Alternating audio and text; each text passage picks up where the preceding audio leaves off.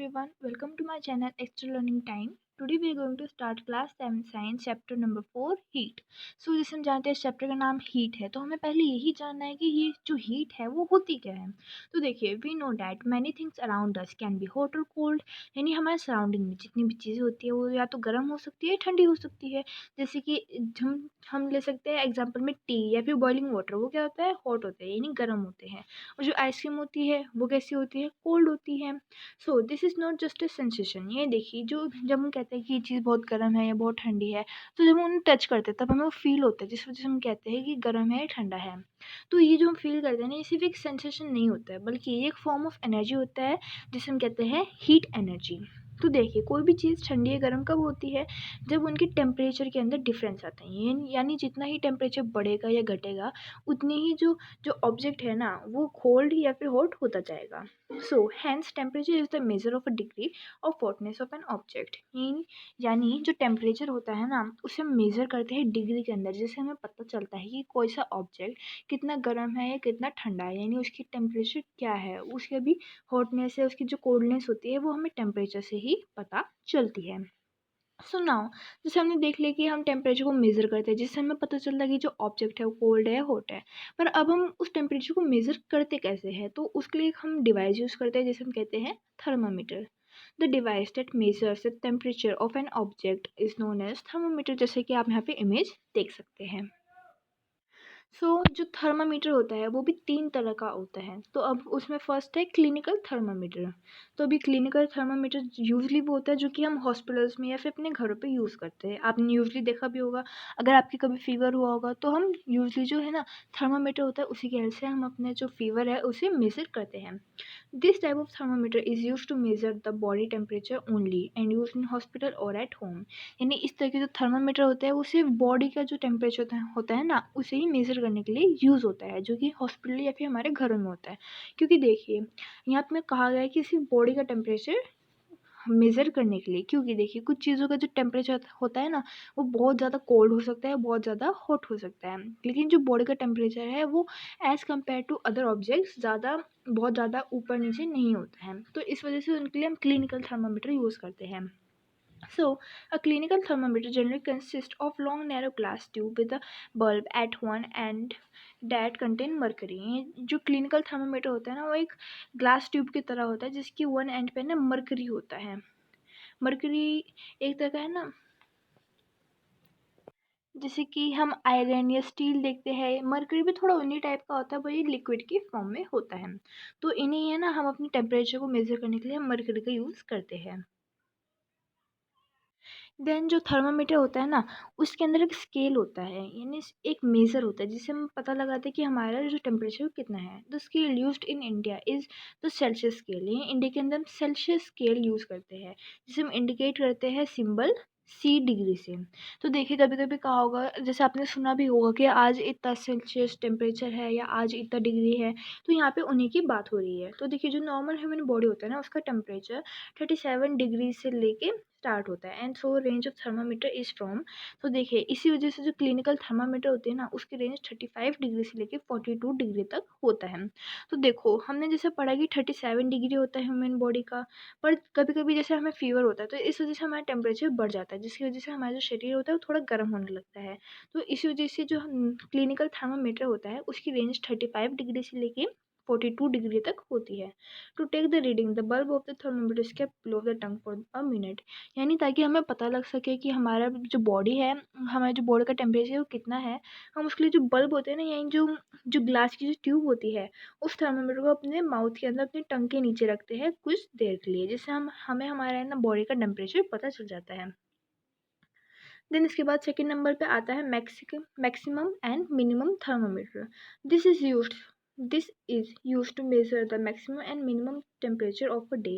यानी ये वाला जो थर्मामीटर होता है ना, जिसे हम कहते हैं मैक्सिमम एंड मिनिमम थर्मामीटर, तो ये थर्मामीटर हम यूज़ करते हैं टेम्परेचर नापने के लिए, किसका, डे का। यानी जो जो आज जैसे हम कहते हैं आज जो डे है वो आज काफ़ी सनी डे है, जिससे हमें पता चलता है कि जो आज है काफ़ी गर्मी है, आज काफ़ी ज़्यादा टेम्परेचर हाई है। कभी कभी जब ठंड होती है तो इस वजह से टेम्परेचर लो होता है, तो उस टाइम पे जो मैक्सिमम मिनिमम थर्मामीटर होता है वो यूज़ होता है।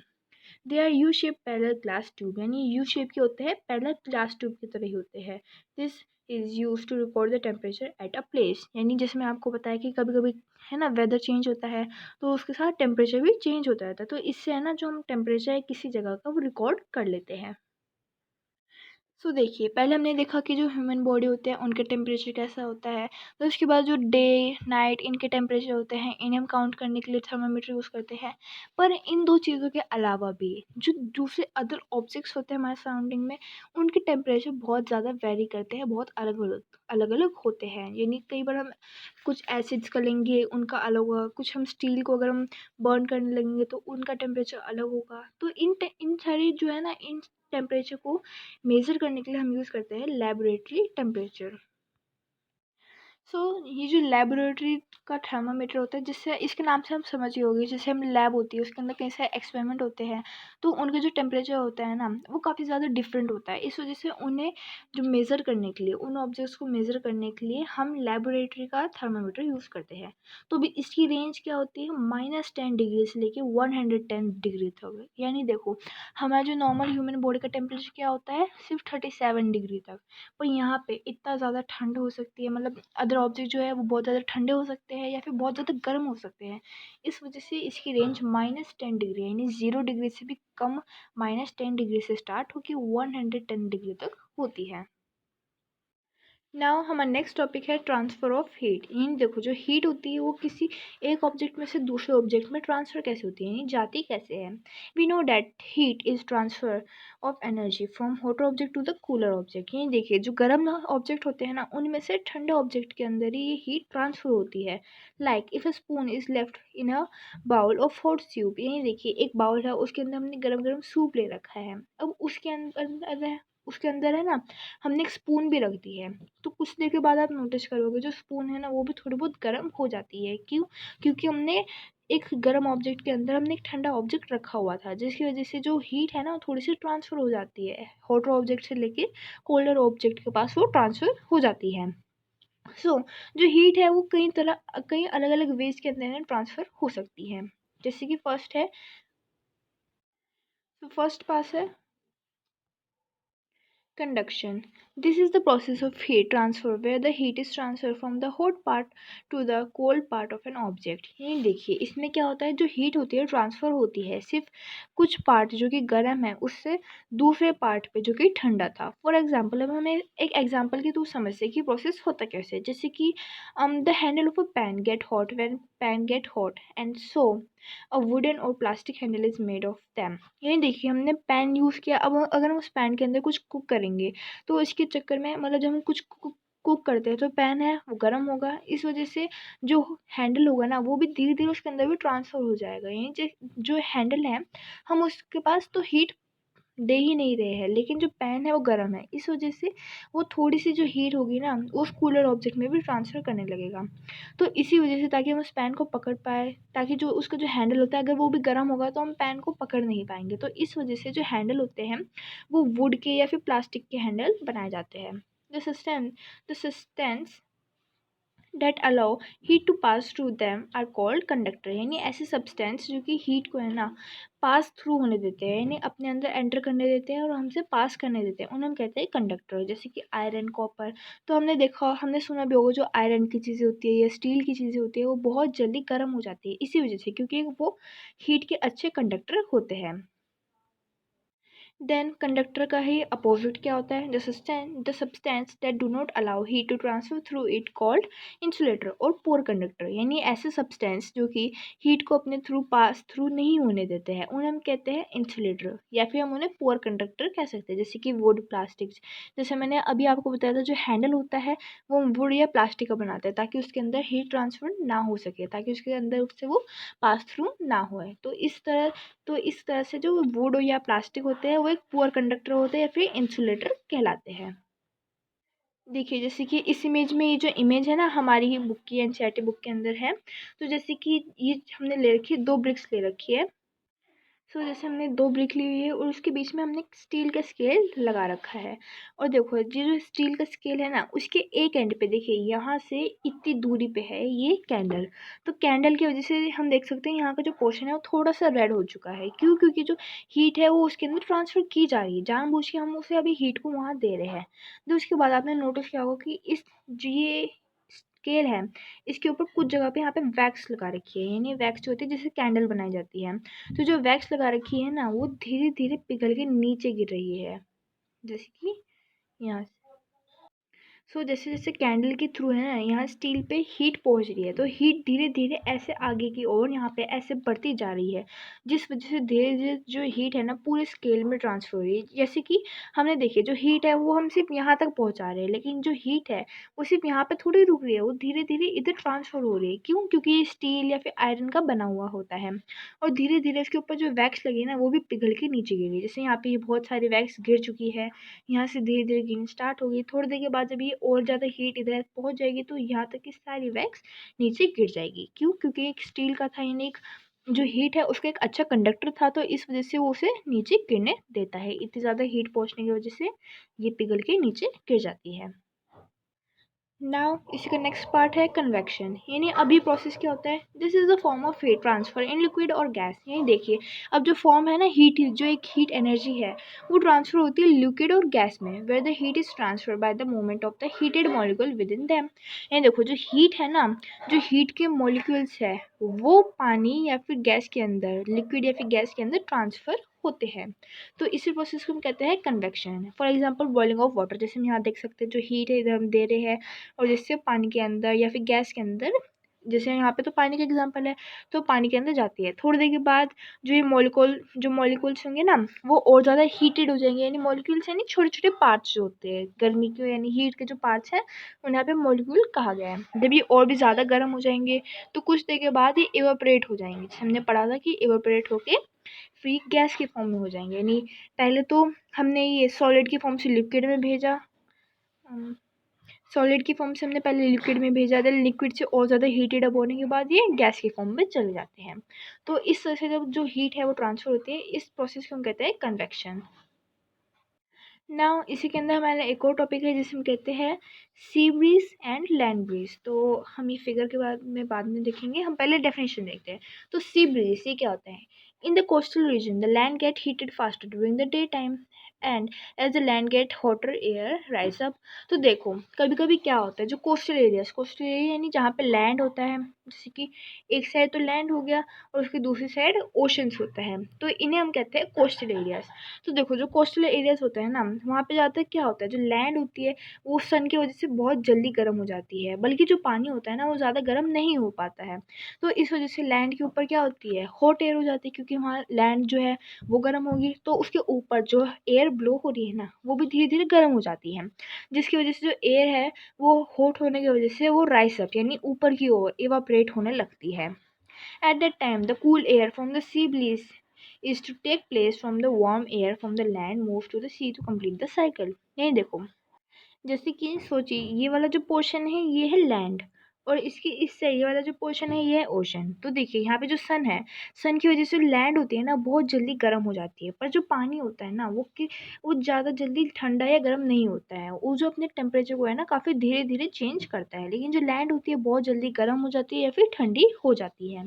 तो इस वजह से जब जो लैंड है वो गर्मियों के टाइम पे जैसे गर्म हो गई यानी दिन के टाइम पे, तो जो लैंड के ऊपर जो यहाँ पे एयर ब्लो कर रही होती है ना वो गर्म होने की वजह से ऊपर राइस अप होने लगती है, क्योंकि जो गर्म चीज़ें होती है वो हल्की हो जाती है।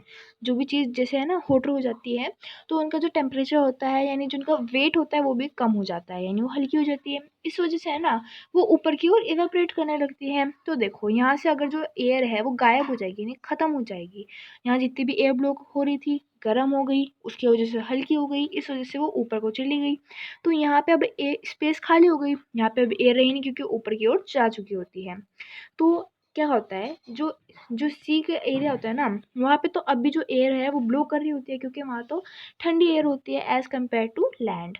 तो यहाँ की जो एयर होती है ना वो लैंड की ओर चलने लगती है, यानी सी से वो लैंड की ओर आ जाती है, जिस वजह से यहाँ पे जो कंप्लीट हो जाता है साइकिल, यानी जो यहाँ पे जो एयर की कमी हो रही थी ना वो पूरी हो जाती है। अब यहाँ ओशन के ऊपर भी एयर होती है और लैंड के ऊपर भी एयर होती है।